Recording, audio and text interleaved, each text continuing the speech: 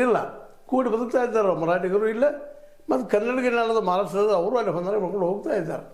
ಇಂಥ ಪ್ರಸಂಗದಲ್ಲ ಅನಗತ್ಯ ಆ ವಿಷಯದೊಳಗೆ ಮಾಡಲಾರ್ದ ಇವತ್ತು ಜಿಲ್ಲೆಯಲ್ಲಿ ಘೋಷಣೆ ಮಾಡೋದು ಅನಿವಾರ್ಯದ ಸರ್ಕಾರದ ಮುಂದೆ. ಯಾಕಂದ್ರೆ ಇವೆರಡೂ ಜಿಲ್ಲೆ ಆಗ್ಬೇಕಂತೇಳಿ, ಮೊದಲನೇದು ಚಿಕ್ಕೋಡಿ, ಎರಡನೇದು ಗೋಕಾಕ್ ಜಿಲ್ಲೆಗಳಾಗಬೇಕು ಅನ್ನೋದೆಲ್ಲ ಹಲವು ವರ್ಷಗಳ ಬೇಡಿಕೆ.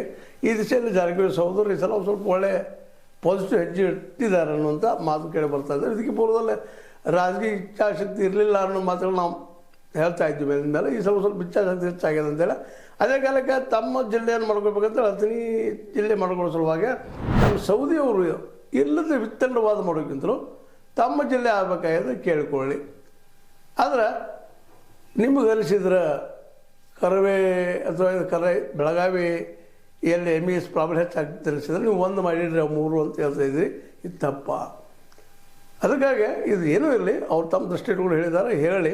ಬಟ್ ಒಂದು ಥಿಂಗ್ ಏನಪ್ಪ ಅಂತಂದ್ರೆ ಸಮಾಧಾನ ವಿಷಯ ಅಂದರೆ ಈ ಸಲ ಮೋಸ್ಟ್ಲಿ ಜಿಲ್ಲೆ ಆಗುವ ಎಲ್ಲ ಒಂದು ಲಕ್ಷಣ ಕಾಣ್ತಾ ಇದ್ದಾವೆ. ಆದರೂ ಇದು 31ರೊಳಗೆ ಘೋಷಣೆ ಆಗಬೇಕಿದು. ಆಗಲಿಲ್ಲ ಅಂತಂದರೆ ನಿಶ್ಚಿತವಾಗಿ ಇದು ಮತ್ತೆ ಕೈ ಬಿಟ್ಟು ಹೋಯಿತು ಅನ್ನುವಂಥ ವಿಚಾರ ಆಗ್ತದೆ. ಮತ್ತು ಜೊತೆಗೆ ಇನ್ನೂ ಅನೇಕ ಮುಖ್ಯ ತಾಲೂಕುಗಳು ನಾವು ಜಿಲ್ಲಾ ಆಗ್ತೀವಿ ಅನ್ನುವಂಥ ಒಂದು ಆಕಾಂಕ್ಷೆಯನ್ನು, ಪ್ರಬಲ ಆಕಾಂಕ್ಷೆಗಳು ಸಾಧಿಸಿದ್ದೇವೆ. ಅದಕ್ಕೆ ಈಗ ಮೊದಲು ಆಗಬೇಕಾದ ಕೆಲಸ ಈಗ ಜಾರಕಿಹೊಳಿ ಅವರು ಸರಿಯಾಗಿ ಸಹೋದರರೆಲ್ಲ ಸರಿಯಾಗಿ ಹೆಜ್ಜೆ ಇಡ್ತಾ ಇದ್ದಾರೆ.